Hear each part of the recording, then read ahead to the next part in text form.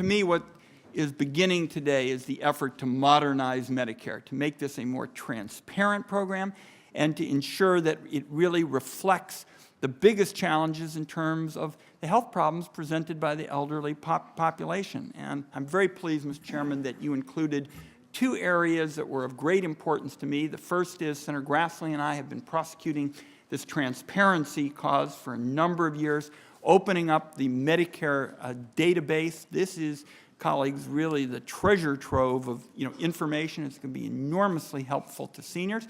It'll also be very helpful if you have an employer plan or an HSA, because the first thing you're going to say is, depending on what the Medicare reimbursement rate is going to be in a given community, you're going to want to know, why is your employer plan or your HSA not able to get it? So I thank you very much for including that.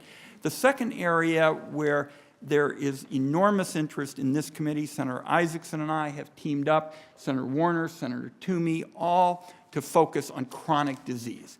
This, in my view, is what Medicare is going to be all about. Today, the prevalence of cancer, stroke, diabetes, heart problems, this is responsible for 80% plus of the spending in the Medicare program. Medicare in 2013 is real different than Medicare in 1965, and I'm very appreciative of Senator Isaacson and our colleagues who want to work on this in a bipartisan way.